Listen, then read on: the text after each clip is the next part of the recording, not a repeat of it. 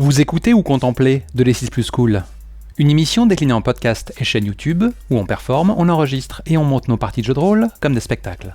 Nous sommes le 4 mai 2021 et voici format court, Spire, épisode 3, pour public averti. Jeu de Grand O8 et Chris Taylor, publié sous nos latitudes chez Barbu Inc. Restez pour le débrief, le son est pas toujours top et on se perd un peu en chemin, mais ça vaut le coup, enfin je pense. Je m'appelle Volsung et j'incarnerai Brill Harker, le prêtre charognard. Je m'appelle Jceno et j'incarnerai le MJ. Mais dis-moi, Brill, que s'est-il passé dans l'épisode précédent ? Plein de choses. Dans l'épisode précédent, le temps d'un flashback, on découvre comment Brill Harker a échappé par le passé au guet et à Emmett Van Ride, qui entendait bien faire juger notre prêtre charognard pour meurtre. Oui, j'ai eu le temps de tout noter par écrit. Mais c'était sans compter la protection du maître Aelfir Ballantine, mot de pouvoir, Brill œuvrant sous ses ordres afin de récupérer un ouvrage occulte et châtier le voleur. De retour au temps présent, le duo s'éloigne du perchoir, territoire des voltigeurs, et confie leur fugitif Camé à un refuge. Alors les deux drôles échangent leurs maigres infos autour d'un verre. Les accros au Drake se réunissent tous entre les étages Amarante et New Haven pour creuser un dédale, leur grande œuvre. Van Ride a les mains liées, il ne peut s'y aventurer.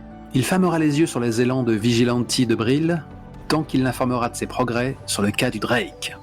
Livré à lui-même, le prêtre porte ses pas vers un autre de ses refuges tenus par les mères nourricières. Cela lui coûte, mais il s'est décidé à rendre visite à son épouse, et cela pour des motifs peu louables encore inconnus. Mais la visite lui est refusée, car Quess, sa belle-sœur, l'a précédée. Et lorsqu'il la croise, cette dernière le fustige à nouveau pour sa lâcheté. En effet, Quess est une adoratrice de l'écolé, la face brutale de la lune. Ainsi, à ses yeux, tout autre membre du culte de la résistance n'est qu'à modérer une perte de temps. Une implosion cataclysmique écourte la conversation.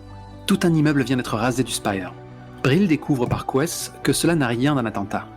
Les Aelfir se livrent à des invocations démoniaques, tabou absolu au sein du Spire, et cela au prix d'une grande quantité de sulfure instable, ce composant du Drake. Quelque chose de pourri se trame. C'est là qu'une escouade de paladins de la basilique solaire débarque sur les lieux du désastre, et que Brill reconnaît parmi eux l'Aelfir, hélas, triste errance, celui-là même qui l'a tiré jadis de prison. Et face à ce masque indéchiffrable, le prêtre devine que le paladin l'a lui aussi reconnu. Enfin, je crois. Ça te va ? Ça te semble cohérent tout ça ? Ça me semble très cohérent. Donc je te propose de commencer là où on s'est arrêté. Ouais, faisons ça. Avec hélas, triste errance qui commence à s'approcher d'un pas lent et plutôt tranquille vers la rebelle où vous vous êtes dissimulé. Tu remarques vite que ta belle-sœur s'éclipse sans tarder. Tu sais bien, Brill, évidemment, que les paladins de la basilique solaire ont un but suprême qui est d'éradiquer toute forme de résistance religieuse à Spire. C'est donc un petit peu l'ordre Némésis du culte révolutionnaire auquel tu appartiens. Heureusement pour toi, ton appartenance au culte n'est pas connue de tous, donc tu as des raisons de penser que ce paladin ignore tout de ton affiliation. Toutefois, une adoratrice de l'écolé est encore plus à risque, et tu comprends donc très vite pourquoi elle préfère ne pas croiser sa route. J'imagine trop cette scène hyper convenue où Brill a un mouvement de tête à l'attention de Quess et en fait elle a déjà disparu. J'ai résisté à cette image, mais effectivement c'est exactement l'esprit. C'est le running gag, c'est comme ça que ça fait alors. C'est ça, exactement. Batman qui est sur Batmané. Voilà, ouais, exactement. Et pour ce qui est de la nature des paladins, j'ai révisé la veille. Ah. Moi, joueur, je suis terrifié, parce que c'est vraiment les Robocop du Spire. C'est ça, ce sont vraiment des fanatiques qui n'ont pour but que de vous éradiquer et qui vouent un culte à la mort, pour ainsi dire. Nombre d'entre eux vénèrent Frère Automne, qui est un petit peu l'incarnation de la mort dans la religion Aelfir. J'ai cru lire cela. Et ils sont suréquipés, surentraînés, quoi. C'est ça, c'est pas pour rien que ce sont vos némésis personnels. Donc mon prêtre charognard est comme une biche dans les phares d'une bagnole. Et pourtant, tu as quelques raisons de penser qu'Hélas Tristérance n'est pas un paladin comme les autres. On ne va pas faire de flashback cette fois-ci, mais il y a déjà, il avait tendance à te parler de temps en temps, et tu as cru comprendre qu'il pouvait peut-être s'agir d'un draw sous ce masque. La chose est très rare, mais il arrive que des draws particulièrement pieux et vraiment acculturés à la culture elfire rejoignent les rangs. C'est sans doute le seul, du moins de connu, ou du moins que tu penses y l'avoir identifié. Mais cela te laisse penser que votre lien n'est peut-être pas entièrement perdu et qu'il peut être exploité pour la cause. Je suis très troublé parce que tu vois, j'étais sur un cliffhanger assez terrifiant et c'est exactement la deuxième fois où tu me mets dans les pattes un antagoniste en puissance qui peut anéantir mon personnage et tout de suite après, il est affublé d'un talon d'Achille gros comme une basilique solaire. Alors ce n'est pas vraiment un talon d'Achille parce que parce que tous ses collègues le savent et ce n'est pas vraiment ce n'est pas un secret pour eux. C'est une blague ? Non. Alors ça peut être surprenant, mais comme dans la réalité, malheureusement, il peut y avoir des Drow qui sont un peuple opprimé dans les rangs, effectivement, des Robocop qui vous pourchassent, quoi. C'est tout à fait, c'est en tout cas tout à fait prévu par le jeu. Oh non, mais je suis d'accord que ce soit prévu par le jeu, mais là tu as l'air de dire que ces camarades à Elfir du bataillon, là, ils sont au courant qu'ils ont un Drow dans leur rang ? Oui, tout à fait. Ils le savent et c'est tout à fait accepté puisque quelque part, il aide les Elfir à montrer à la population que ils ne sont pas si intolérants que ça, n'est-ce pas ? Ok, donc il fait partie de tes quotas, donc Brill n'a aucune raison de croire qu'il voit d'un œil favorable le culte. C'est ça, c'est juste une porte d'entrée potentielle mais très risquée et qui n'est pas forcément un talon d'Achille. Ok, maintenant que les présentations sont faites. Et donc il se dirige vers toi et lève une main qui ressemble un petit peu à Nous venons en paix, à ton encontre. Est-ce qu'il y a une marque de déférence que les Drow se doivent de montrer face à un Elfir quel qu'il soit ? Eh bien c'est le genre de choses qu'en MJ courageux je vais te demander de répondre toi-même. À ton avis, est-ce qu'il y a une marque ? Il pourrait parfaitement y avoir, une sorte de gestuelle, une sorte de révérence qui est issue de la défaite des Drow et de leur esclavagisme, entre guillemets, quoi. Un geste désuet qui a été mis en place. Peut-être que les Elfir, au fil du temps, histoire de se faire mieux accepter, ont préféré retirer à l'ordre du jour cette marque de servitude. J'aurais eu un personnage plus fourbe, peut-être que je me serais amusé à faire ça comme une façon de railler face à l'autorité, mais si Brill est totalement nihiliste, il n'ira pas jusque-là, quoi. Il n'a pas ce sens de la provocation, du moins pas encore. Je comprends. Donc il va vraiment rester impassible, à fixer ce masque qu'il connaît si bien, et attendre l'interrogatoire. Et donc tu entends cette voix que tu entendais quelques fois par le passé quand tu travaillais encore pour ton employeuse à Elfir. Donc cette voix qui est neutre, mais neutre comme une voix qui a été volontairement lessivée, savonnée pour en faire disparaître toute forme d'accent ou de régionalisme. Et te dit Brill, ça faisait longtemps. Je vais te demander une information supplémentaire. On est toujours à New Haven, c'est là où se trouvait le refuge. Oui. À quoi ressemble la ruelle où on se trouve ? Est-ce qu'on a toujours la nuit au-dessus de nous ? Oui, je pense que c'est peut-être quelques heures avant l'aurore, donc il va bientôt falloir que tu te couvres à nouveau pour te protéger des rayons du soleil. Mais effectivement, on peut juste l'apercevoir très loin à l'horizon. Et c'est une ruelle, comme on en trouve beaucoup à New Haven, très sinueuse, où le ciel est un peu caché par une grande tour des thanatologues. Donc c'est des bâtiments un petit peu alambiqués, cachent le ciel étoilé. Mais on peut quand même voir l'aurore poindre, ou du moins c'est tout début dans le ciel au loin. Et donc c'est un petit peu un labyrinthe de pierres que vous avez autour de vous. Merci. Brill se contente d'effectuer un hochement de tête et lâche un Sir Tristérance. Comment se comporte Merci à mes côtés ? Qu'on a tendance à oublier.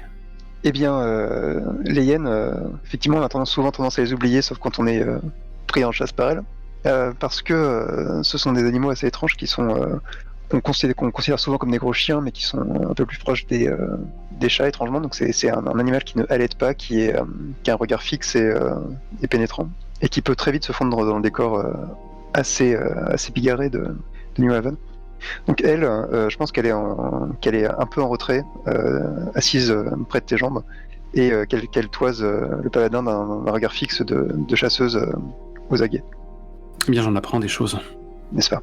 Donc il a un mouvement de tête un peu en direction de l'emplacement un peu plus loin du foyer où se trouve ton épouse. Et il te dit j'ai arrêté de collaborer avec elle lorsque c'est arrivé. Je voulais juste que tu le saches. Le silence fait partie du roleplay, c'est affreux.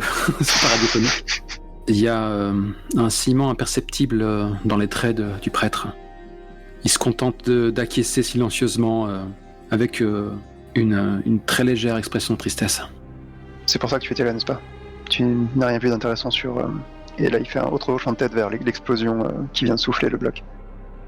Quand je jette un œil sur ma fiche de perso, je vois que la tromperie n'est pas mon fort. Et vu la perception que j'ai du jeu, j'ai intérêt à jouer sur mes points forts un maximum et à ne pas m'hasarder à sortir des clous, sinon c'est la balle dans la tête et autres joyeuseté assurée. Disons que si ton meilleur résultat est un 1 par exemple, oui, c'est donc moins il y a de dés, plus il y a de risques que d'avoir un échec extrêmement coûteux pour toi, c'est sûr. Tout à fait. Du coup, quelque part, ce n'est pas uniquement un renseignement sur mon expertise, mais c'est aussi un indice sur, au final, ce qu'est ma personnalité. Oui. Donc, j'étais sur le porche quand c'est arrivé. Je suis aussitôt arrivé sur les lieux. Et j'ai eu le temps d'entendre les derniers mots du coupable. Tiens donc, tu peux m'en dire plus? Mon calcul en tant que joueur est simple, et je pense que le calcul de Brill l'est tout autant. Une telle quantité de sulfure, c'est pour une invocation démoniaque. Je ne crois pas, peut-être que j'affabule totalement, mais je ne crois pas que l'ensemble des Aelfir soit satisfait de ce genre de situation. Clairement. Je pense que c'est quelqu'un de déviant qui a fait ça au sein de leur rang.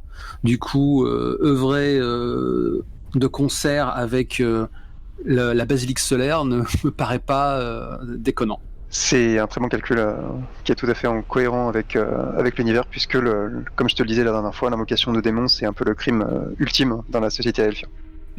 Seulement officiellement, puisqu'officieusement, tout le monde l'utilise. Enfin, beaucoup de gens l'utilisent. Ouais, on sait ce que c'est. On sait comment cette cité tourne. Mais bon, j'ai eu le temps d'y réfléchir, comme tu peux le constater. Il a dit « Elle m'a forcé à le faire ». Je doute qu'il fasse référence à une sorcière gnoll.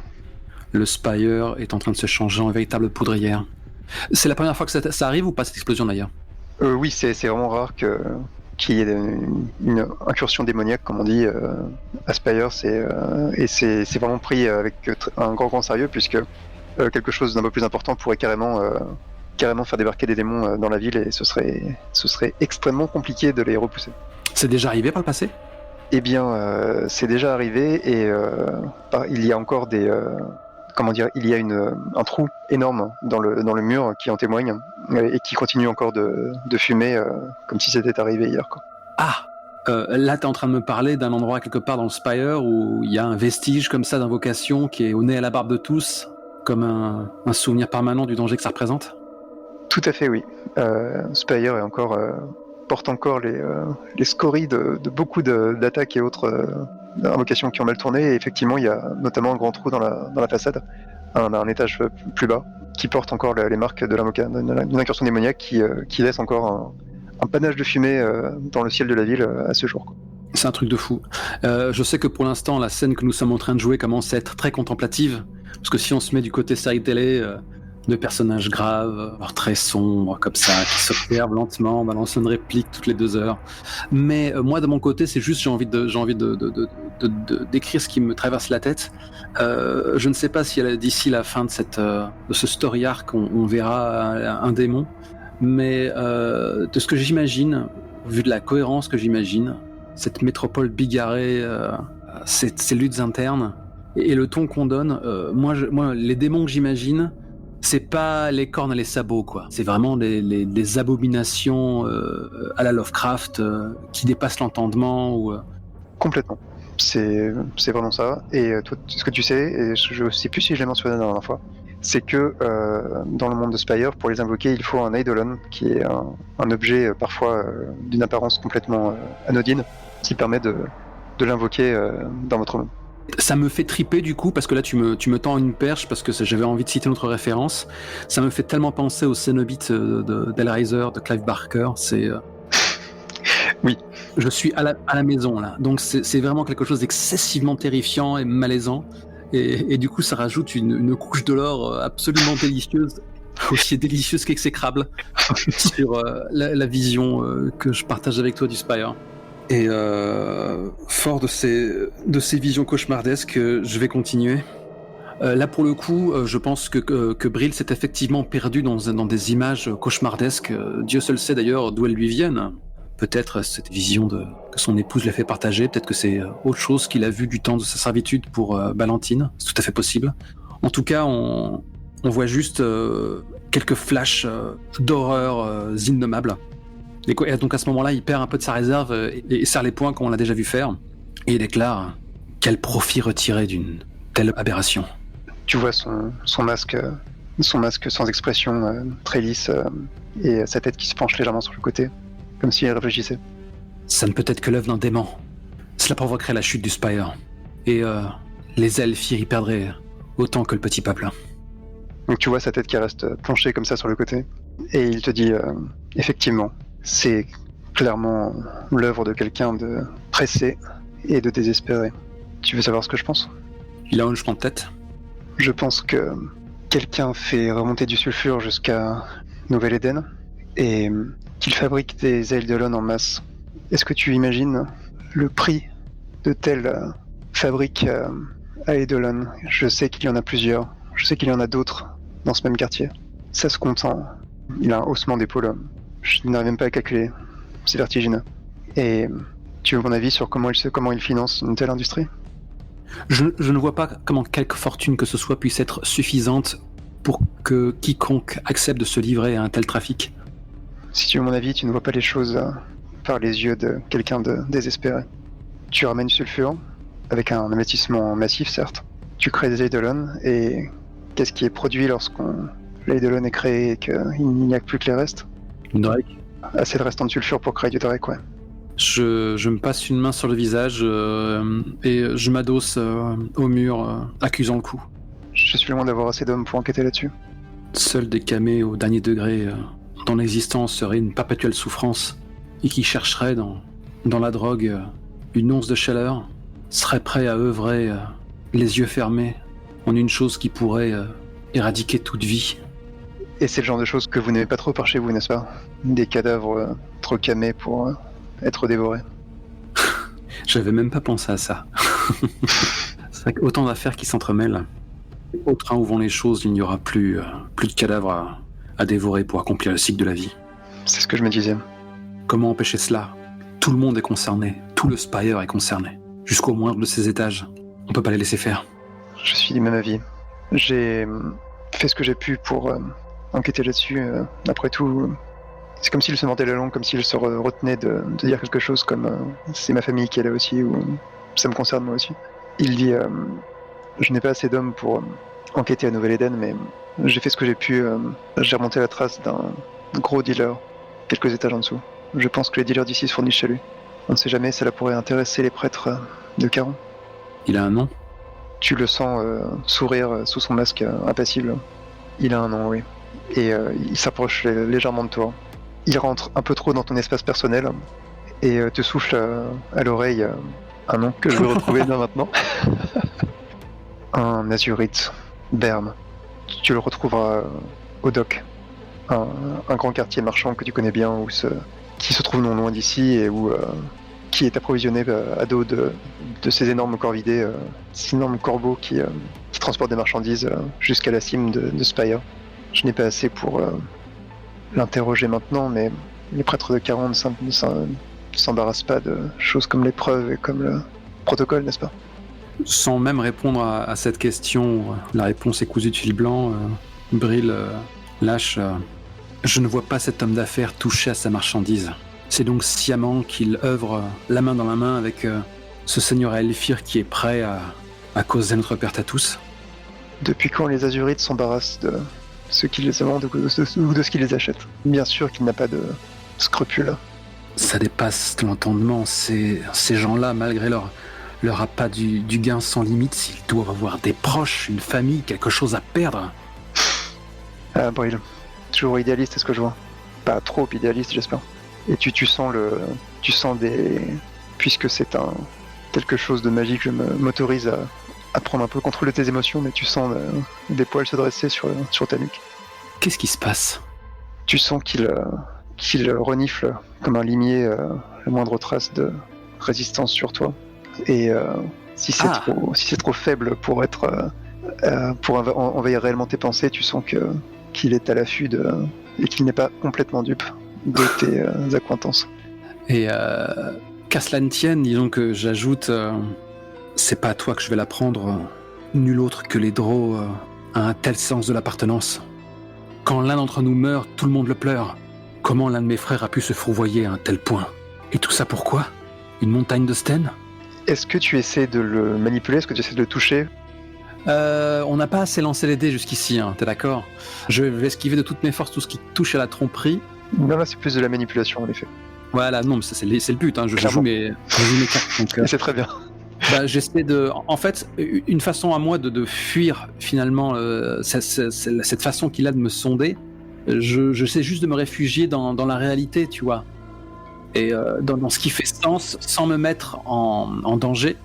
Et aussi, je tente de faire appel quelque part à son sang, quoi. Donc voilà, je suis prêt à lancer les dés, je suis prêt à prendre un tel risque. De par ce que tu mets en place et des thèmes évoqués, ce serait bien manipulation plus prolétariat. Prolétariat, lui, alors c'est vrai que moi je parle enfin voilà, je parle du petit peuple, je parle de... Si tu veux, j'ai une interprétation assez libre de ce qu'est un domaine. Le jeu le met en scène comme l'endroit où tu es, principalement, mais j'aime bien aussi l'interpréter comme le domaine que tu évoques, qui est le thème un peu de la rencontre ou de la discussion. Et là, je trouve que ça s'y prête bien. Donc on a 3D pour l'instant et je ne pourrais pas en espérer plus, on est bien d'accord. Oui, puisque tu n'as pas de maîtrise, et en revanche, je vais t'en enlever un, puisque c'est un paladin, ma foi. C'est difficile, donc tu n'auras que 2 dés. Nice. C'est Brandon qui s'appelle la classe de perso, là, qui harangue les foules? L'agitateur? Ouais, c'est ça, ouais, le Firebrand en anglais, en effet. Faudra que je songe à leur piquer des moves. Oui, effectivement. Ça se dit pas move, mais bon, tu m'as compris. Allez, c'est parti. Je t'ai compris. Je fais tourner les dés. 8 pour le premier. Ouhou. 4 pour le second. Nous gardons le meilleur, et quand on jette un œil à... Tout à fait, c'est une réussite sans stress. Parfait, sans stress. Enfin, succès parfait. J'aurais pu espérer mieux, mais l'absence de stress, c'est très agréable.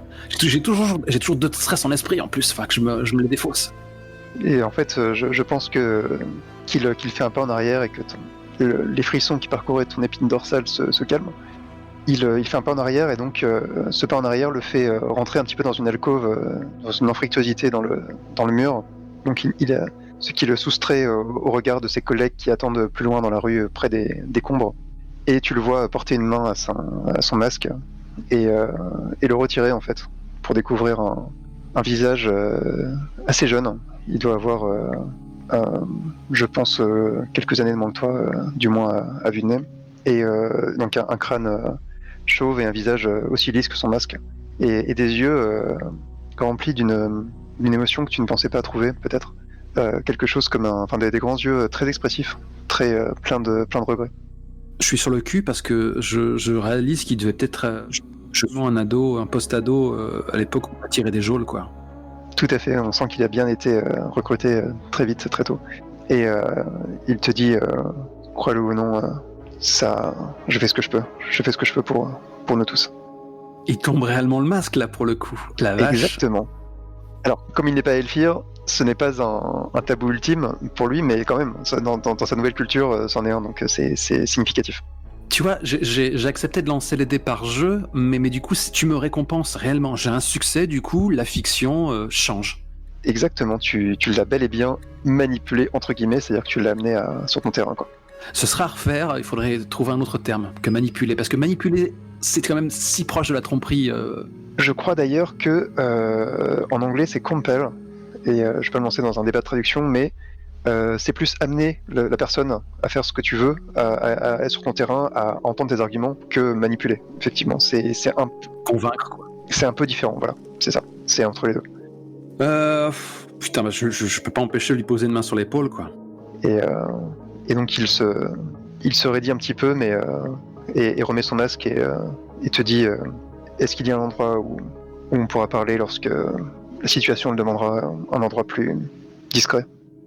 Là, c'est moi qui aurais dû mieux potasser mon bouquin, mais il me semble qu'il y a une... Attends, je jette un œil à la carte. D'ailleurs, maintenant que j'y pense, le fameux étage glacé des Aelfir, je sais même pas où il se trouve dans le Spire. C'est Amarante, donc c'est l'étage en dessous. Ah, c'est juste l'étage en dessous. Ouais, Ça, tout à fait. je pensais pas qu'on était aussi proche du cœur battant Et oui. de l'aiguille. Il me semble que les hyènes, elles prolifèrent au-delà de tout contrôle. Et est-ce qu'elles voient un prêtre charognard d'un bon œil ou c'est juste la mienne que je suis lié? Ah non, toutes les hyènes ont au moins un lien dans le sens où est-ce qu'elles comprennent que vous êtes un peu partie de la même meute, quoi, entre guillemets. D'accord. Ça pourrait se passer du côté de cet endroit-là, mais il n'a pas de nom. Il est à proximité de la grande forêt. Peut-être qu'il y a une clairière précise. Ouais, ça me plaît bien, c'est une clairière où les druides de Spire parlent à la ville, puisque les druides de Spire sont persuadés que la ville est un être vivant et qu'il faut calmer et caresser pour obtenir une meilleure entente et une meilleure, comme on soigne un écosystème, quoi. Mais il y a des clairières qui sont effectivement tranquilles et destinées à tous, donc ce serait chouette comme lieu. Ouais. Je vais pas le roleplayer, mais c'est ce que je lui suggère. Parfait. Et il s'éclipse bien vite avec deux doigts contre le front en guise de salut. Ok. Juste à nouveau cette scène contemplative de Brill, sa hyène à ses pieds, adossée au mur qui religieusement commence à sortir les différentes bandeaux d'étoffe qui vont le protéger du soleil.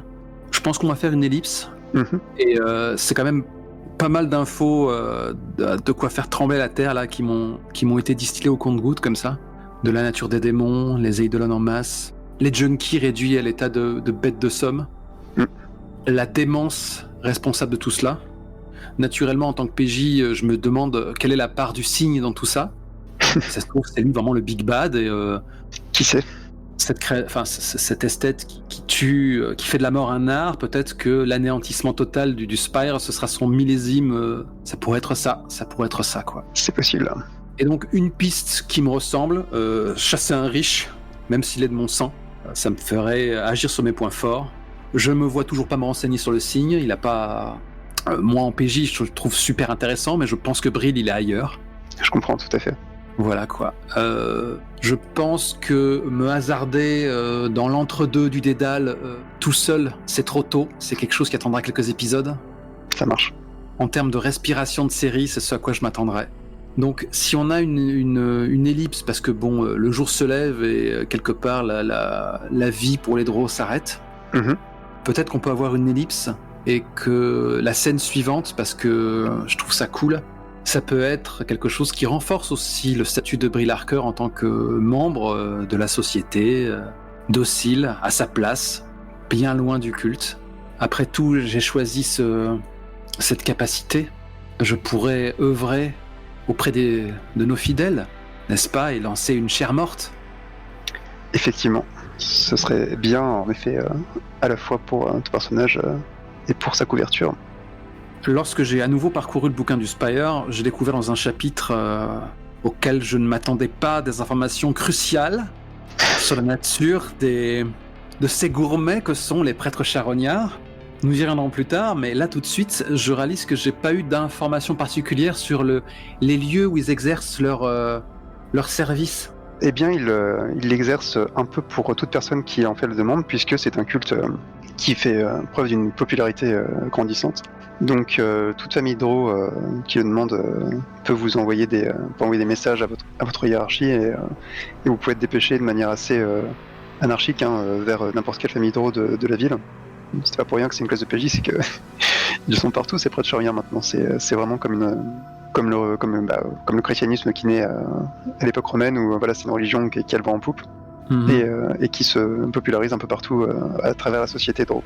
Donc on peut tout à fait imaginer une famille du district d'Ivoire, par exemple, qui est un ancien quartier à la mode qui a perdu vite en popularité au fil des dernières décennies, où vivent beaucoup de Drow, où les thanatologues, vos rivaux, qui traitent les cadavres un peu de manière scientifique, sont très présents, mais vous aussi.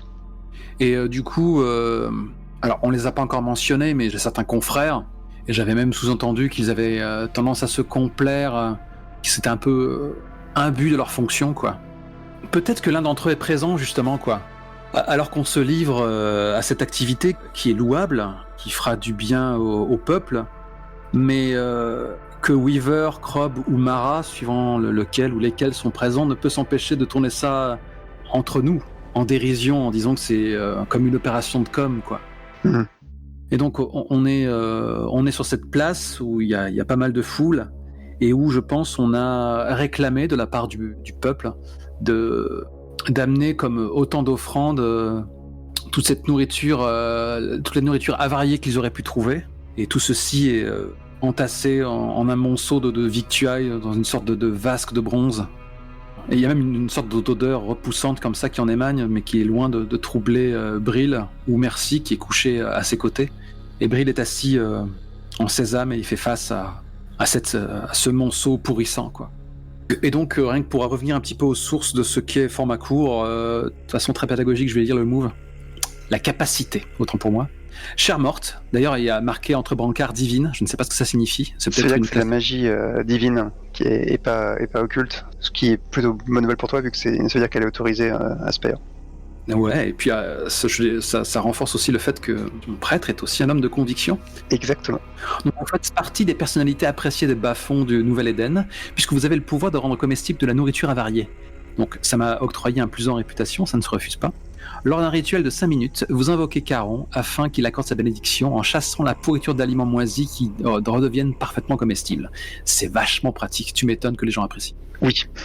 Donc je pense que de part et d'autre du charnier, j'ai quand même déposé des bougies de sang qui sont comme autant d'offrandes dans une moindre mesure à l'attention du dieu Illar à la panse rebondie. Et donc il y a juste Brill qui articule charnel pourvoi.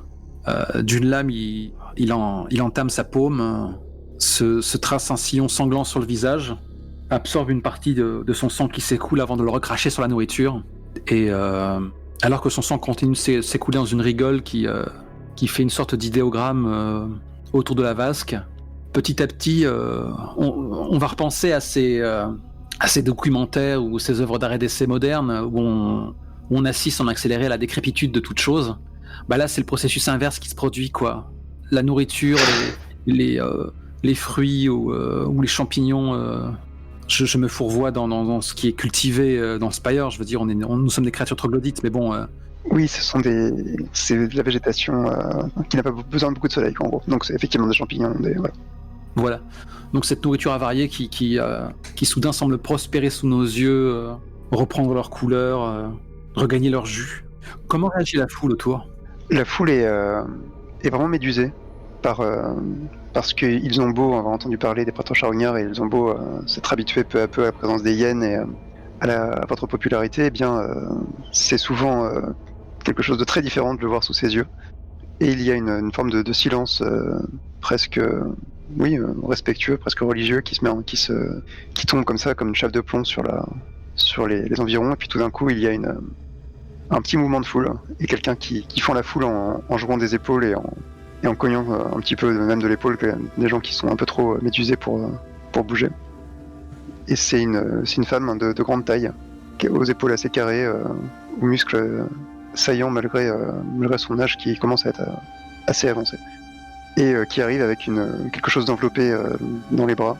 Et donc qu'elle jette comme ça, sans trop de cérémonie devant vous.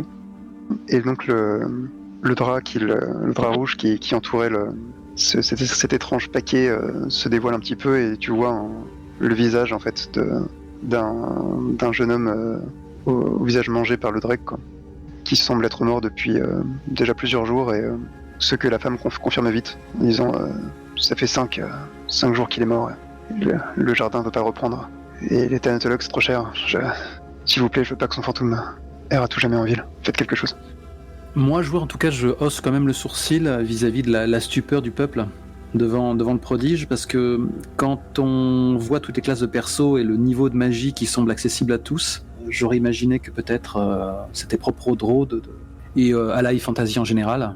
Mais là, tu m'apprends que c'est peut-être plus rare. C'est pas vraiment de la... Enfin, c'est de la punk fantasy Spire et on sent que les auteurs sont très fans de Warhammer.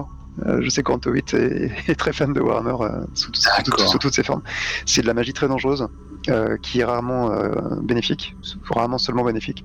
Et mine de rien, les effets des prêtres charognards sont à peu près les seuls enfin pas les seuls, mais font partie de ceux qui ne sont pas risqués, qui ont un but vraiment sain et comment dire, qui ne présente quasiment que des avantages. Donc c'est quelque chose de... Une magie saine et qui a une utilité directe, c'est quelque chose de finalement un peu plus troublant qu'on peut le penser avec Aspire. D'accord, dans ce sens-là, super intéressant. Bref, retour au temps présent. Le prêtre charognard se lève lentement, toujours avec son visage qui a l'air de porter le poids du monde sur ses épaules, et donc fait quelques pas en direction de la malheureuse. Et votre disparu sera traité avec les égards qu'il mérite. Tu vois que Merci commence à flairer le corps, à tourner autour, et toi tu le sais mieux que tout le monde qu'il y a une vraie tristesse en fait dans son instinct de hyène, quelque chose comme quel gâchis quoi, quel dommage face à ce corps ravagé par ces produits d'un autre monde qu'est le Drake et le sulfure derrière. Ouais. Et donc j'ajoute, Charnel l'accueillera en sa panse, l'esprit du disparu retrouvera la paix. Et du coup, je prends le cadavre dans son linceul, dans mes bras, je le porte comme si c'était une plume. La femme te tend d'un geste brusque une petite bourse remplie des pièces qui ressemblent à des clous caractéristiques de Spire. Est-ce que c'est le moment où un de mes confrères me l'arrache des mains, tu sais, un de ces prêtres, un de ces adeptes de Karou, plus tape à l'œil, qui a tendance justement à en faire des caisses pour accentuer la générosité de notre bon peuple? Je pense que c'est Krob que tu as mis au bord, ce draw qui a des allures un peu de Loki, un peu de constamment rigolard à l'image de son dieu d'ailleurs, de votre dieu, mais qui a une forme de... Effectivement, tu sens un appétit qui n'est pas seulement tourné vers la chair chez lui, quelque chose qui a un goût de l'argent et de la popularité qui fait qu'il effectivement il prend la bourse et hoche la tête avec une fausse spiritualité. Ne vous inquiétez pas, Brill est le meilleur d'entre nous. Il fera ce qu'il y a à faire. Il tient tellement de l'azurite, ce garçon. Brill ne sourcille pas. Il a assez peu porté sur la richesse matérielle. Mais bon, il peut s'empêcher de douter de l'engagement de Krob. Est-ce que du coup, comment réagit la foule vis-à-vis des victuailles qui sont désormais à leur disposition? Eh bien, tu sens qu'il y a des... Comme c'est une fascination, tu sens qu'il y a les plus courageux ont envie d'y goûter pour un peu comme pour prouver que soit que c'est vrai, soit que vous êtes des charlatans. En tout cas, l'événement semble fonctionner à plein. Ouais. Ceci fait, Brill s'éclipse avec le corps. Si je me livre à cela, le sulfure qui est dans ses veines va m'atteindre aussi. En tout cas, oui, tu risques de savoir ce que ça fait effectivement que d'être sur un high de Drake, quoi, entre guillemets. Alors là, tu m'as trop trigger à coup de Play to Lose parce que tu ne cesses de me répéter et c'est comme une épée de Damoclès du pense à tes proches, pense aux relations que tu es prêt à sacrifier for the greater good, pour le bien de la cause. Bah là, il voit que le sort du Spire en dépend, il pense à son père devenu accro, il pense à son épouse devenue démente. Et quelque part, en se livrant au rituel attendu auprès de ce cadavre qui lui a été confié, il va sans doute risquer de souffrir de dépendance lui aussi, mais il faut bien souffrir de quelque chose, on joue à Spire. Et peut-être que l'espace d'un instant, je vais être proche de mon père Ubald comme jamais je l'ai été, ce héros militaire qui n'est plus que l'ombre que de lui-même, et je vais savoir peut-être ce qu'est le grand œuvre, peut-être que je vais m'en rappeler le temps de ma transe, mais je suis prêt à le faire. Donc, alors on est dans le quartier d'Ivoire, comment tu as dit ? Le quartier d'Ivoire, tout à fait, oui, le district d'Ivoire, qui est un espèce de quartier un peu décadent, quoi. On voit partout les traces d'une gloire perdue. Il y a une lumière magnifique qui tombe de plusieurs fenêtres colorées, en fait, qui donc baigne le quartier constamment d'une espèce d'arc-en-ciel terne, et donc comme ça, chargé d'une magnificence évaporée, quoi. Est-ce qu'il y a un côté cité morte qui fait que des lieux ont été livrés totalement à l'abandon, quoi ? Oui, il y a des Berlin après la chute du mur. Oui, il y a vraiment de ça, quoi. Il y a un peu ce côté République de Weimar qui s'est pris derrière toute la Seconde Guerre mondiale et l'horreur.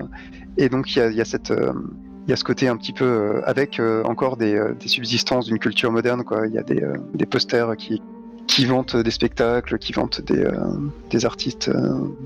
Parfois, il y a on annonce un nouveau spectacle de l'artiste Aura. Voilà, enfin, il y a des... Tiens donc. Parfois, il y a encore des journaux qui annoncent que, voilà, que quelqu'un semble avoir survécu à une balle dans la tête récemment dans le quartier. Enfin, c'est ce genre de détails. Tu pousses un peu trop le clin d'œil, mon garçon. Il fallait que ce soit plus subtil, je sais. Je pense qu'on a une vue filmée encore à d'autres corvidés, quoi. On voit donc les tours comme ça, les tours d'ivoire, jadis majestueuses. Jabril, avec sa hyène sur les talons, qui continue à porter le corps, toujours dans son linceul, et monte les escaliers avec beaucoup de gravité sacrée, quoi. Cette ascension, elle représente aussi quelque part le décompte avant de commettre quelque chose d'irréparable, peut-être. Et donc, il finit par débarquer dans une pièce couverte de poussière, où il y a peut-être encore les échos d'une vie et d'une richesse passée, peut-être même d'une forme de joie.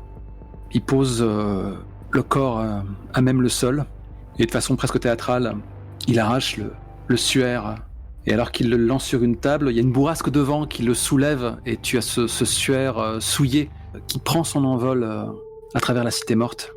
Et je pense que, alors que le corps est allongé, Brill et Merci se font face, avec cette ligne qui représente le corps pour les séparer, et tous deux ont une expression très semblable, elle est très humaine sur ce coup-là. Peut-être que Merci a du mal à cacher son dégoût. En tout cas, ils sont tous deux désolés de ce qu'ils s'apprêtent à faire.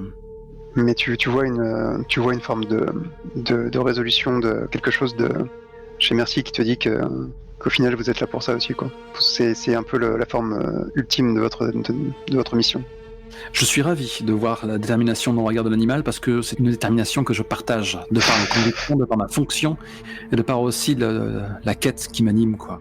Et donc, je pense qu'à ce moment-là, comme pour faire écho à ce qui se passe en temps normal, lorsqu'un taureau mange la chair de ses semblables, il y a Charnel qui m'habite quelque part, quoi. Et je pense que je commence à être comme possédé, agité de tics, de convulsions, alors que mon corps commence à prendre une forme un peu plus bestiale. C'est très subtil, quoi.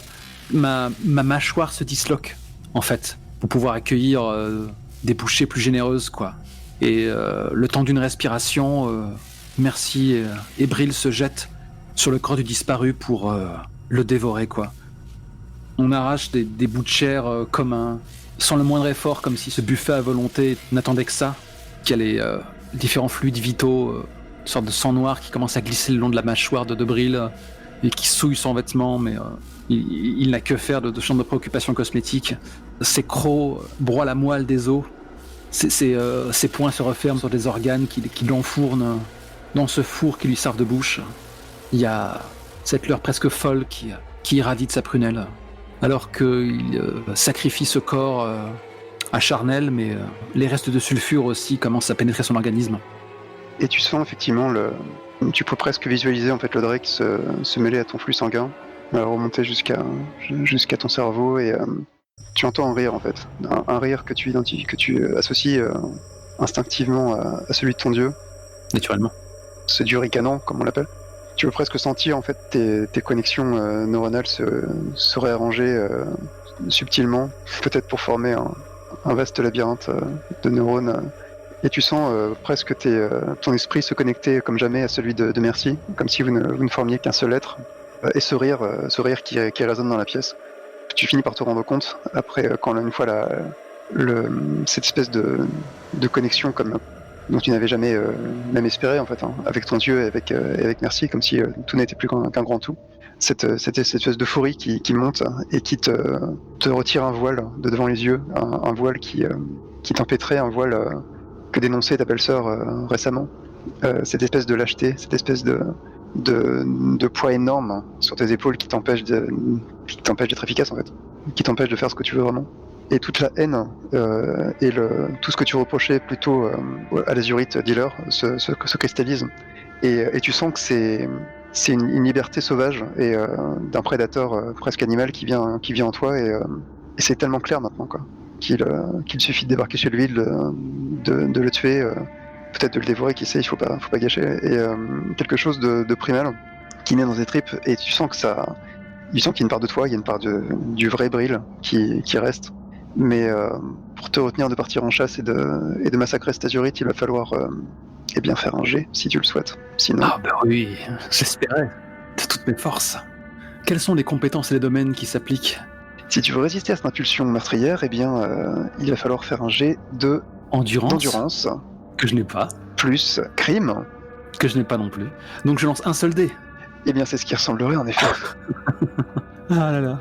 Bon bah c'est parti. 10 non mais tu le crois ça? Sérieusement.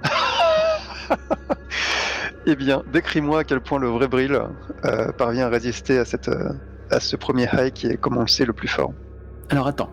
10 c'est un succès critique. Donc ça inflige un stress supplémentaire. C'est ça dans un genre d'opposition, mais ce n'est pas le cas. Donc là, en fait, tu sens en fait donc cette impulsion primaire qui est d'aller massacrer cet azurite, et tu sens aussi une envie plus sourde dans le fond de tes tripes, c'est d'aller s'enterrer dans le souterrain et d'aller construire le labyrinthe. Tu sens clairement le chemin vers le labyrinthe et quelle pierre tu dois y ajouter. Et puis entre les deux, écartelé, tu sens le vrai Brill, ta véritable conscience qui résiste. Donc en faisant un 10, tu viens de résister parfaitement à l'addiction et à tout ce qu'elle implique au Drake. Donc c'est un petit peu à toi de me décrire comment ton véritable moi subsiste malgré cette tentation plus forte que tu n'as jamais ressentie. Donc en fait ça se résume à un véritable jet de sauvegarde. Les gains évidents m'apparaîtront plus tard. Effectivement, en fait les gains apparents ce sont que en fait tu peux conserver toutes les connaissances que vient de t'apporter la drogue sur l'Eidolon qui est en train d'être fabriqué dans les souterrains entre Amarante et Nouvelle-Éden. Donc effectivement, je te distillerai tout ce que tu as appris dans une prochaine séance. Ok. Alors je pense que du haut des tours d'ivoire, la nuit semble se faire plus sombre, comme si toutes les étoiles mouraient dans un souffle. Et la vue se rapproche de Brill, ses mains animales qui enserrent son crâne, et comme si les doigts allaient transpercer la chair. Et c'est exactement ce qui se passe en fait. Les mains arrachent sa boîte crânienne comme une chrysalide. Et on voit ce cerveau sanguignolant à nu. La vue se rapproche sur les reliefs de sa matière grise qui en fait représente le dédale. D'accord. Et on distingue sa silhouette, cette silhouette animale de Brill qui court à bâton rompu, hirsute, avec sa crinière qui se prolonge jusqu'à tout le long de son épine dorsale comme la crête d'une hyène.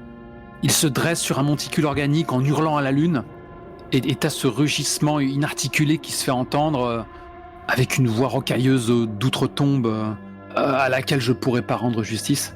Coupables, tous coupables, les marchands de mort qui œuvrent la main dans la main de nos bourreaux, étouffés par leur cupidité. Nous allons leur remplir le gosier de ces stènes dont ils sont friands.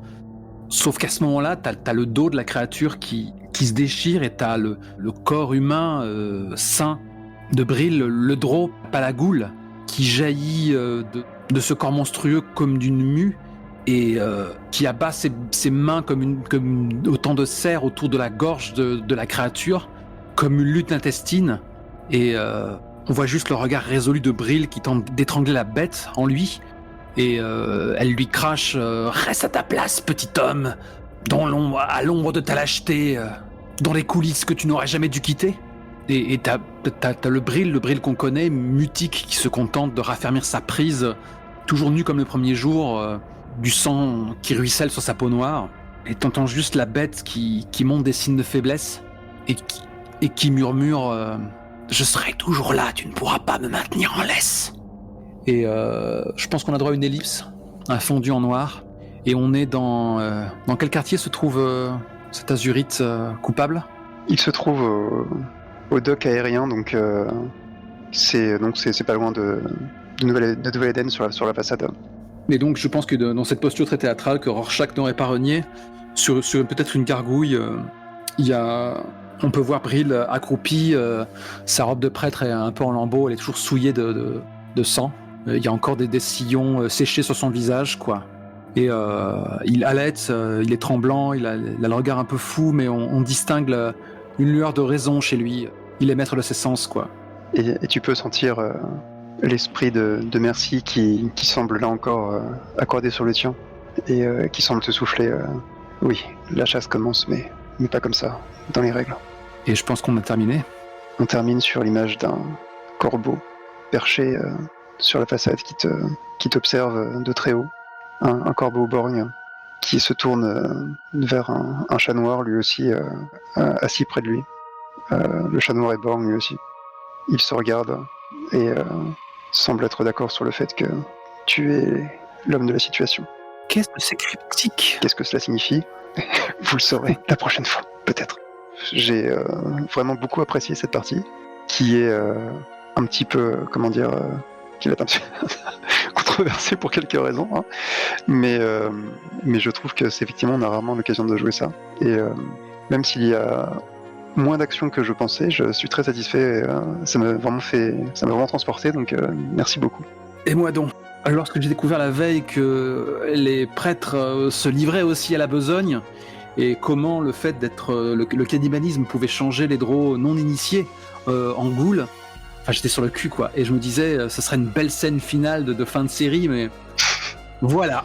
Bah en tout cas, ça m'a beaucoup intéressé de te voir traverser l'expérience du Drake aussi. Quoi. À travers ça, j'ai vraiment apprécié que Brill se mette en danger comme ça.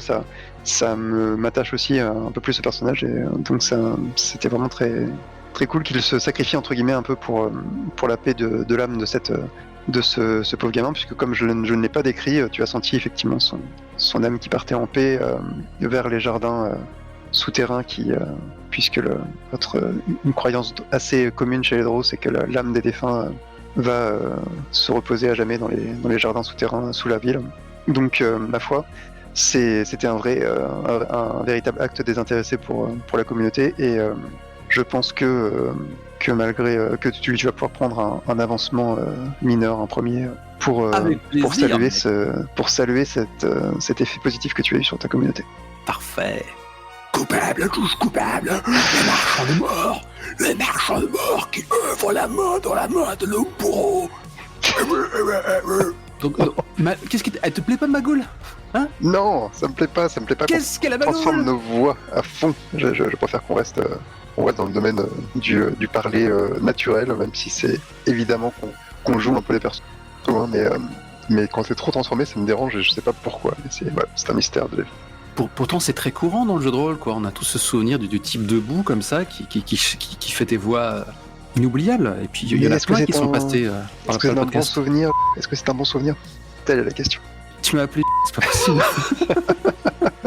Bah, si, c'est un bon souvenir, quoi. Et puis t'en as plein sur le podcast aussi, des moments où des gens de passage ou plus ou moins de passage ont fait des voix pas possibles. Enfin, c'est vrai, ça fait partie du fun. Oui, non, c'est ce que tu m'as dit, ça m'a rappelé l'époque très lointaine des parties des conventions de jeux de rôle d'il y a très très longtemps, hein, genre les jeux du Téméraire à Nancy autour de 2000, donc où il y avait des concours de jeux de rôle et où il fallait que les maîtres du jeu en fassent des caisses pour gagner le prix à la fin de la nuit, tu vois. Ce genre de culture jeux de rôle là, où c'était plus une référence à ça qu'à des vraies expériences de partie. Donc t'as associé la surenchère à un sentiment de compétition? Ouais, enfin pas de compétition, mais de vouloir que ce soit plus que des jeux de rôle, quoi, que ce soit quelque chose qui en jette, quoi, qui soit vraiment extrêmement impressionnant. Et quelque part de pas se contenter du jeu de rôle pour le jeu de rôle, tu vois. Mais en même temps, c'est un actual play. Effectivement, le format court se prête un peu au côté radiophonique. Avec une fiction très agréable à écouter et pensée pour les personnes qui nous écoutent. Donc je comprends vraiment que ce soit plus compliqué que juste qu'est-ce qu'on met dans notre partie de jeu de rôle, quoi, comme dilemme. C'est sûr que c'est pas aussi simple qu'un simple qu'est-ce que j'aime jouer, quoi. C'est aussi qu'est-ce qui est intéressant à écouter, et je comprends que ce soit aussi un sujet de débat, quoi. Est-ce que j'ai ouï dire que quelqu'un de ton entourage avait des idées assez précise sur la question, sur le jeu juste. Sur le jeu juste? Ah, tu veux, non, pas sur le jeu juste, sur le jeu sincère, peut-être. C'est à ça que tu fais référence. Ouais, mais de quoi s'agit-il? Eh bien, il y a un certain Guillaume J, je sais pas si vous pouvez le nommer, qui est acteur de son état à Villeurbanne. Hein. Je pense que ça va être très difficile de savoir de qui je parle. Et que Guillaume Jantet, hein, qui estime que le théâtre et le jeu de rôle, ce sont deux activités très différentes. Et que lui-même n'a pas l'impression de faire du jeu d'acteur lorsqu'il joue au jeu de rôle, qu'il est dans une configuration mentale très très différente. Déjà, le texte n'est pas écrit évidemment, mais il y a aussi la notion de quand il joue au jeu de rôle, il est en position de créateur, de metteur en scène, il a d'autres rôles que celui d'acteur, et donc que c'est pas du tout la même activité, et que donc pour lui, ce qui importe en jeu de rôle, c'est la sincérité. C'est pas du tout le bon jeu, quoi, en sens acting. Donc lui, ce qu'il aime faire dans le jeu de rôle, c'est juste être sincère envers le personnage, envers ce qu'il imagine de lui, envers ce que les autres personnes autour de la table ressentent et ce dont ils ont envie de mettre en place aussi. Donc quelque chose de purement sincère, mais pas du tout du jeu d'acteur, quoi.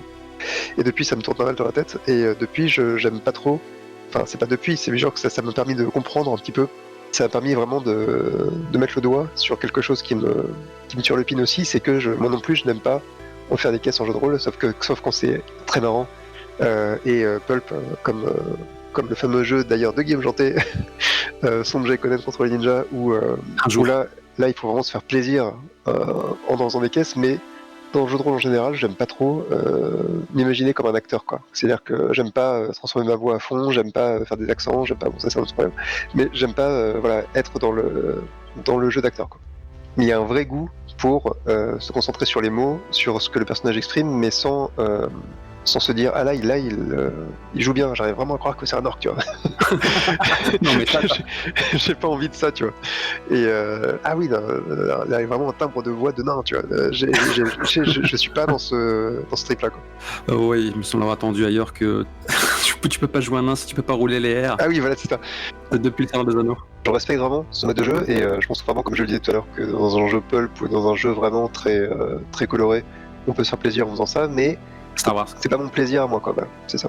Et j'ai absolument rien à rétorquer à ça, évidemment, quoi. Surtout qu'il y a beaucoup de noblesse dans les arguments. C'était juste pour éviter éventuellement la dérive inverse du genre pourquoi priver du plaisir de cabotiner des gens qui monteront jamais sur les planches, tu vois. Mais je sais que c'est pas ça que tu prêches. Donc c'était vraiment une expression de mon propre goût, voilà, de ma propre vision de ce que j'aime dans le jeu de rôle. C'était pas du tout pour t'imposer quoi que ce soit.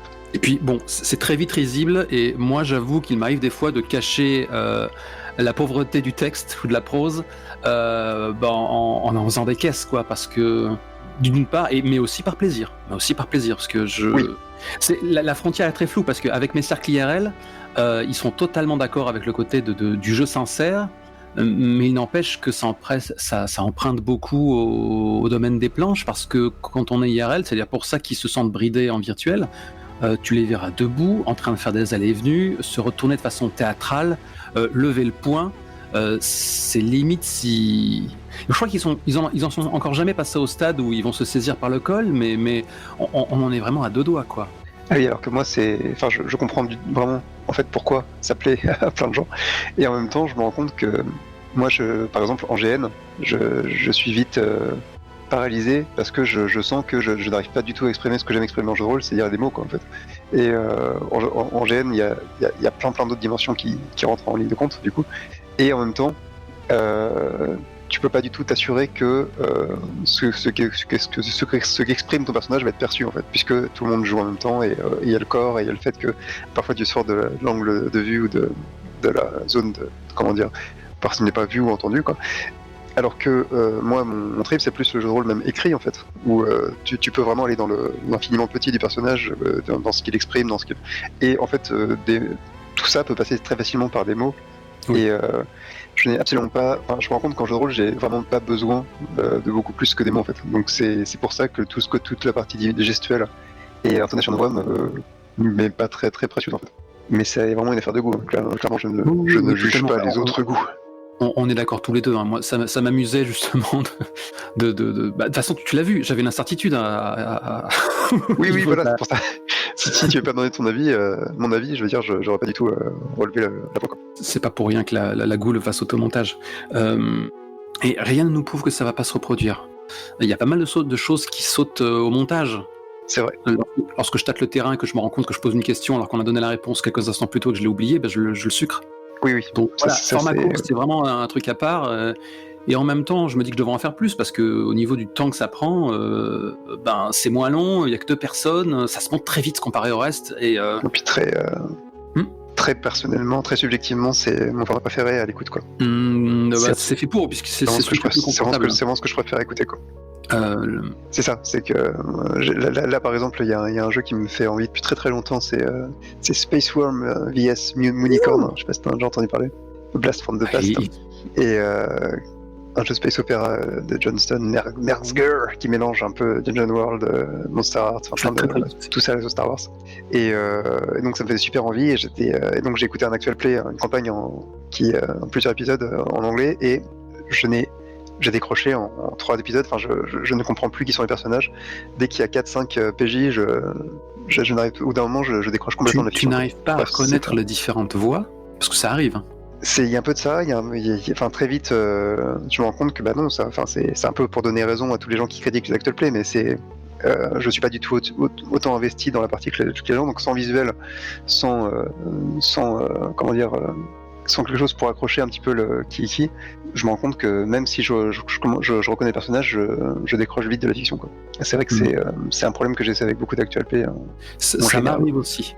Il y a même une époque où je confondais des gars de la Burst Team, alors que c'est impossible de les confondre. Impossible. Mais oui, parce que ton esprit décroche, et quand tu raccroches les wagons, bah il y a des trucs qui s'entrechoquent, quoi. Toujours en tentation la première écoute, hein. Ça m'a fait ça sur le Junkcast, ça m'a fait ça sur le Walking Guy, où je confondais 2 chroniqueurs, alors que voilà, quoi, ils sont si opposés qu'ils puissent l'être. C'est ça, ouais. Le cerveau est faible, que veux-tu. Mais du coup, le bilan de la partie, là, les démons comparés à des Cénobites, les Eidolon en masse, les junkies comme bêtes de somme, les marchands de mort. Les marchands de mort comment dire, j'ai hâte que tu rentres dans le vif du sujet, parce que à chaque fois, pendant la partie, je trouve ça génial, et après coup, je me dis, mais mince, il y a toujours pas, tu vois, il est toujours pas sur le terrain, quoi. Je me dis, voilà, quoi, que j'ai hâte que Brill fasse son Batman, quoi. Mais là, on a suffisamment entendu, mais c'est aussi ce que le format court autorise. Et moi-même, j'étais un peu frileux parce que, bon, bah, comme tout jeu à enquête, j'ai pas mal de petits traumas avec les jeux à enquête, puisque au début, j'étais très mauvais là-dedans. Et puis, avec un peu plus d'expérience, ça commençait à se débloquer, mais l'enquête, c'est pas facile. C'est un format super casse-gueule. On est d'accord. Et du coup, pour l'instant, quelque part, même si j'ai risqué gros à chaque fois que les dés ont roulé, je sens les filets, parce que tu vois, j'ai croisé énormément de PNJ qui n'attendaient pas mieux que de me filer leurs infos et des directions, quoi. De toute façon, moi c'est la seule chose qui m'intéresse dans une enquête, en tout cas centrée sur un personnage, c'est qu'est-ce qu'il va faire des informations. C'est pas comment il les trouve, quoi. Même si comment il les trouve est intéressant quand ça révèle des choses sur lui. Mais en règle générale, je trouve ça beaucoup plus intéressant de découvrir comment il va trouver ses infos, comment il va utiliser ses infos que le voir fouiller des tiroirs pendant une heure, quoi. Ouais, je suis d'accord. Mais là-dessus, c'est vrai que je pense que c'est pour ça aussi que je t'ai utilisé, c'est que j'ai vraiment hâte d'avoir le plaisir de voir comment tu vas les utiliser, quoi. Et comment tu vas prioriser, comment tu vas faire des choix difficiles, quoi. Je suis assez impatient aussi, je t'avoue. Je reviens pas que Brill s'en soit sorti en se jetant le premier au feu.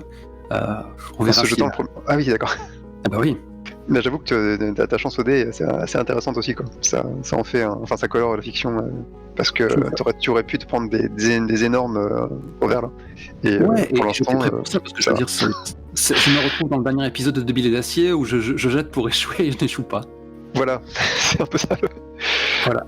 Donc j'ai hâte de voir comment ça va tourner, mais il y a vraiment un vrai plaisir à te voir, creuser la culture de ton perso, et après il y a toujours l'espoir de se dire, toujours un peu la peur en arrière-fond de dire, toi-même quand tu écoutes des actual play tu décroches vite, donc est-ce que une personne qui n'est pas autant investie que nous va rester accrochée, quoi. Et en même temps, je nous fais un peu confiance, parce que je trouve que c'est vraiment chouette et intéressant. Et puis c'est vraiment un setting tellement intriguant que si on accroche, il n'y a pas de raison de décrocher, parce qu'on explore la culture, par exemple, des prêtres. Voilà. Je pense que ça reste intéressant. Cool. Ça me travaille pas mal, hein, cette histoire, notamment parce que j'ai écouté des actual plays d'Eidolon Sky. Hein. Enfin, est-ce qu'il existe ? Il existe un enregistrement sur le Gauntlet, je crois. Oh non, putain. C'était pas sur le Gauntlet, c'était sur Stayer. Et c'est extrêmement frustrant, parce que tu te rends compte que ça reste un jeu tradi, et en plus c'est un cadre d'enquête. Donc, avec des joueurs qui déconnent, qui veulent pas vraiment jouer, qui font autre chose, ou qui juste n'ont pas du tout, ils font pas l'envie particulière de vraiment se frotter et d'être proactif, se frotter au cadre et être proactif, et ça devient très vite super chiant, quoi. Tu vois vite que le MJ leur file les infos et juste on peut plus parce qu'il adore le jeu, il adore le cadre, mais c'est un jeu tradi, quoi. Donc t'as pas bien canalisé et présenté le jeu, ça devient insupportable, quoi. Ça alors, je suis sur le cul. Et à la fin il dit c'est mon jeu préféré, mais quand j'ai suivi le truc, j'aurais pas cru que c'était son jeu préféré, quoi, parce que je sentais sa frustration. Tu vois le genre de scénario d'enquête chiant, quoi, où personne ne se frotte, enfin où les PJ discutent pendant une heure de ce qu'ils vont faire et dans quel ordre faire les choses, et alors que toi tu sais que t'as qu'une ou deux parties et que tu veux que ça aille à fond, quoi. Et il n'y a pas vraiment moyen de communiquer clairement dans un jeu tradi ou même dans plein de jeux, comme de Billy Acier, tu disais ta frustration face à ton côté perplexe face à quelqu'un qui a choisi le mauvais playbook et qui va se manger. Là on change radicalement de sujet. Oui, non, mais pour te dire, quand tu comprends qu'il y a un carambolage et que les gens n'ont pas saisi les enjeux pour y jouer bien, et qu'il n'y a aucun moyen de rattraper le coup. Donc, pour remettre dans le contexte, j'ai une partie IRL de Billy d'Acier qui a eu des problèmes à un déménagement de joueuses près. C'était le fait de quand une joueuse play to win a réalisé qu'elle était dans un jeu play to lose. Donc fatalement ça pouvait pas marcher. Mais moi, ce à quoi tu fais référence et qui me trigger toujours, c'est le côté erreur de casting. Et quand je dis erreur de casting, grand Dieu, je ne parle pas évidemment de dire ah non, c'est pas le bon joueur pour cette table. C'est pas ça. C'est le contraire. C'est pas le personnage pour ce joueur. C'est-à-dire que c'est ça. À passer la première session, je me suis rendu compte qu'il fallait redistribuer la monstruosité, la destinée, la perfection. Et il fallait même éventuellement envisager de remplacer l'un d'entre eux par la souffrance. Et en fait, quand une fois que la partie lancée, tu voyais ce que les joueurs en avaient compris et qu'ils avaient plutôt tendance à jouer leur personnage comme s'il appartenait à un autre playbook. Et là, bizarrement, ça m'a pas mal braqué et j'ai voulu rétablir la justice dès la session suivante. Il me semble qu'on l'a fait d'ailleurs en se redistribuant les playbooks pour que ça fasse sens. Alors qu'au final, c'est qu'une série de moves où, en définitive, très souvent, on utilise plus les moves communs que les moves spécifiques dans Billy d'Acier. Mais voilà, et oui, c'est genre, j'aime bien les zèbres parce que les rayures sont bien parallèles, tu vois. Ça fait une sorte de bug dans la matrice. Mais oui, c'est vraiment ça qui est problématique face à ça. Même, en fait, effectivement, c'est pas, je voulais pas en rester le jeu tradi, c'est pas bien, tu vois. Je pense que j'ai pris l'exemple de Billy d'Acier, mais que tu m'avais confié un autre jour. Mais c'est vraiment la perplexité face à effectivement une table et où tu sens que soit t'as mal expliqué, soit les gens se sont fait une idée fausse et tu sens qu'il n'y a pas vraiment de moyen de rattraper le coup, et parce que ça va être un jeu, soit un one shot, soit une série de scénarios assez courts. Et en fait, ils ne prennent pas la peine de communiquer parce que leur temps est compté et que ce sera au détriment du jeu, c'est ça ? C'est ça, je pense que là c'était vraiment une présentation sur une chaîne Actual Play où tu as le MJ qui est un peu extérieur à la chaîne, qui arrive pour présenter le jeu, et tout de suite tu as des gens qui sont là pour déconner, tu as des gens qui sont là pour... parce que Spire c'est un jeu qui est particulier dans le sens où il y a beaucoup d'humour, il y a beaucoup de... Quand on le lit, il y a plein d'humour noir, il y a plein de... il y a quelque chose d'assez grinçant qui fait que il y a plein de gens qui jouent en mode un petit peu déconne, quoi, ou en mode en mode tradi, de toute façon, on est dans un environnement un peu hostile, il va falloir qu'on fasse les bons choix, et on en revient à, on va pas jouer en play to lose, quoi. Il faut aussi une enquête, il faut la résoudre de manière cohérente et sensée, et c'est le truc le plus tue l'amour qui existe en quoi. Quelque chose où les gens se discutent pendant une heure de ce qu'ils vont faire, et c'est pas le genre de truc qui me fait vivre particulièrement à l'écoute, quoi. Je partage son sentiment là-dessus, c'est un peu un tue-l'amour. Alors après, je suis le premier à dégainer le rideau de velours du méta. Je le fais même trop souvent, ça braque mes camarades immersionnistes. Enfin, je sais pas si c'est propre aux narrativistes, tu vois, c'est toujours s'amuser à planter des labels partout. Je pense que c'est juste propre à ma pratique, c'est-à-dire que je suis quelqu'un qui arrive à sortir le rideau, dire un truc en coulisses, parce que j'aime bien, toujours à tout moment rappeler que c'est du jeu de rôle et que c'est bien de communiquer, mais je suis capable de retourner à la fiction avec l'instant de douleur intense, clic-clac, c'est comme activer un interrupteur, et ça tout le monde peut pas le faire, et j'ai encore un de mes alpha auditeurs qui me dit « Bordel, tu vas fermer ta gueule et tu vas rester dans la fiction jusqu'au bout, connard !» Donc c'est... Mais oui, non, de toute façon, hein, c'est un actual play comme ailleurs, c'est toujours effectivement des intentions et des cultures de jeu qui s'entrechoquent et il faut résister aussi à l'envie de perfectionnisme. C'est quelque chose qui est très très présent, je sais chez toi aussi, et que j'essaie de contrôler moi-même parce que parfois je me rends compte que je sors d'une partie, j'ai l'impression d'avoir fait de la merde et le lendemain tout le monde dit ah c'était génial, c'était incroyable, et moi-même je change d'opinion en disant bah oui finalement je me suis fait avoir par mon propre perfectionnisme et finalement oui c'était super chouette quoi. Donc il faut prendre en compte tout ça aussi quoi. C'est-à-dire que parfois il faut se concentrer d'une partie moyenne. Donc oui maîtriser son propre perfectionnisme c'est parfois chaud. Bah voilà, donc on a un débrief maintenant qui sera plus long que l'épisode lui-même. De toute façon il faut pas tout le diffuser je pense. Je trouve que c'est intéressant, j'assume totalement et c'est pas grave quoi. Honnêtement, oui, je trouve ça important parce que c'est notamment dans ton actual play qui est quand même très léché, etc., qui peut donner parfois des mauvaises impressions à des gens qui se disent oh là là, pourquoi les parties sont pas aussi léchées, etc. Bah oui, c'est un actual play, donc c'est qui se joue comme tu le dis très bien comme des spectacles. Donc il faut aussi admettre que c'est parfois un petit peu comment dire. Je sais pas vraiment ce que tu as envie de diffuser, ce que tu n'as pas envie de diffuser à ce sujet en fait, mais... Tout. C'est... Parfois il faut admettre que oui, si c'est un spectacle, ça implique une partie d'esbrouf et je pense qu'on aime ça à l'écoute aussi. Sur le côté, c'est un peu une partie idéalisée telle qu'on aimerait la jouer du premier coup, et il faut pas être frustré si on n'arrive pas à faire ça chez soi quoi. On l'a vu très vite avec Antoine lors du tout premier format court de Dungeon World. Le fait de prendre son temps pour trouver le mot juste, et ça colle pas mal aussi avec sa façon de mener. C'est quelque chose qui est impensable IRL, de s'amuser comme ça, tu vois, à prendre son temps pour que voilà, ça tape pile exactement là où on veut taper. Je veux dire, c'est impensable comme ça. L'important, c'est que l'idée passe, c'est une conversation. L'intention passe, c'est bon, on passe à la suite, quoi. Là, avec format court, on essaie autre chose. Exactement, ouais. C'est un autre mode de jeu, et c'est un mode de jeu pour lequel la plupart des jeux ne sont pas pensés, donc il y a ça aussi, quoi. C'est-à-dire qu'il faut se faire plaisir avec la fiction avant tout, et donc j'espère que voilà.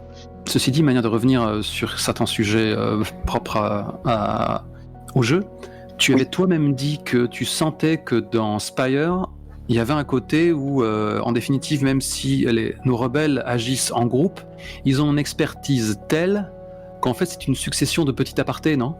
Oui, le jeu conseille de faire un petit peu du... alors le jeu n'emploie pas ce terme, mais un peu du Ocean's Eleven, quoi. C'est-à-dire il y a des spécialistes qui ont chacun leurs intentions et leurs capacités très très marquées et très efficace. Donc ça se prête tout à fait à un montage où tu vois une personne baratiner le videur tandis que l'autre passe par la ruelle est à l'autre bout de la ville pour faire autre chose et récolter des explosifs. Et effectivement, il n'y a pas du tout le côté tous dans le minivan, ici bien Greg Pogorowski, le côté forcer les PJ à toujours ensemble. Le Scooby Van, putain, j'allais le placer, ouais. Le Scooby Van, tout à fait. Et là on pourrait lancer un débat qui va totalement outrepasser cet épisode 3, mais c'est vrai, est-ce que c'est... Tu vois, par défaut, on se dit que c'est pas forcément la bonne façon de jouer, tu vois, parce que voilà, on est ensemble, il faut qu'on fasse les choses ensemble, sauf qu'en même temps, il y a rien de plus triste je vais interroger la bibliothécaire, t'as un gars, il sait pas quoi faire, il fait, bon, je vais avec lui, et il compte les points, tu sais, il est présent, mais il fait rien, tu vois. Alors que si ça se trouve, t'as un autre joueur qui est en train de vivre un truc presque accidentel, et dit, ah, tu peux pas, t'es pas là. Enfin, voilà quoi, est-ce que justement, c'est pas comme ça que ça doit être joué ? Je veux dire, le fait que chaque membre, chaque investigateur fait quelque chose de vraiment constructif séparément, et assumer que finalement la bande ne va faire les choses ensemble que lors de l'éventuel affrontement final ou le moment où on tire le coupable en pleine lumière, quoi. C'est vraiment l'esprit du jeu, c'est-à-dire qu'effectivement chacun est tout à fait libre, et même c'est nous conseiller effectivement que comme tu le dis, comme tu l'as bien compris en jeu, le jeu est très très très très punitif quand on sort de ses propres domaines de compétences. Donc c'est tout à fait conseillé que chacun se concentre sur ses forces et sur ses domaines particuliers, et jusqu'à effectivement les grosses scènes bien complexes où il faut monter le casse et arriver avec des flingues chez Zelfir ensemble, quoi. Le hors-piste dans ce débrief, je suis en train de penser à mes camarades avec qui on joue à Tales from Wizarding World, là, Je crois qu'il des faut une élèves fois. à Poudlard, Ah oui. dans les années 50, quoi. Et on est en train de réfléchir à shipper les actions étendues de Faces, du moins l'idée fantasmée qu'on en avait, de créer une sorte d'obstacle étendu où il faut aller accumuler suffisamment de succès, et ce qui permettait justement de faire en une seule grosse scène le fait que tu as des élèves qui font diversion en tentant de tenir la jambe de l'équivalent de Rogue de l'époque, pendant que d'autres sont en train de fouiller ou de crocheter une serrure pour récupérer un artefact. Tu vois, c'est ces moments-là où donc voilà, on est dans un jeu, un obstacle, et toute la bande œuvre dans la même direction, mais en utilisant des compétences radicalement différentes. Tu vois, c'est pas tout le monde qui est en train de lancer son jet de toc en même temps, ce qui est un peu triste. Oui, c'est juste quand on est dans une partie assez un peu esthétique, dans le sens où on veut se faire plaisir à raconter des trucs cool, et comme dans un film, bah oui, ça n'a pas de sens de tous se casser les dents sur la même action. C'est un plaisir particulier, hein, qui est tout à fait compréhensible, hein, de simuler la vie, simuler un peu la vie réelle, ou d'être dans un OSR où bah oui, il va falloir réussir ce jet de je ne sais quoi. Mais c'est le sauvegarde. Mais en OSR, il ne s'agit pas de réussir un jet. Et en plus, c'est vrai, de ne pas lancer du tout. Je m'en suis mordu les doigts dès que j'ai dit OSR. Mais d'être dans un jeu où il faut être efficace, et t'as envie de sauvegarder ton perso quoi qu'il arrive, et où bah oui, on peut tous tenter une même action pour forcer la porte, quoi.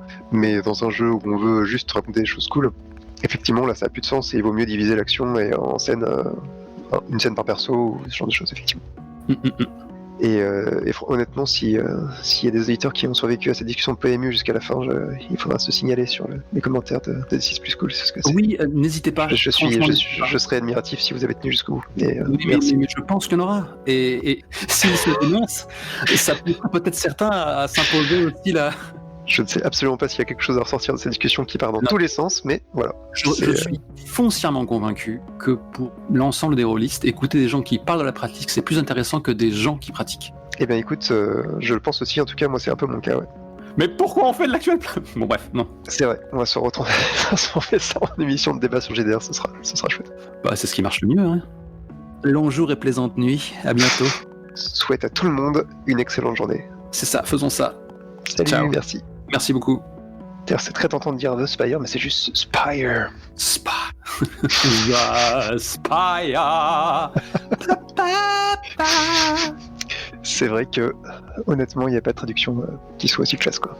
La flèche ou la tour, c'est juste bizarre. Spire. Non mais c'est pas forcément le bêtisier, ça c'est rigolo.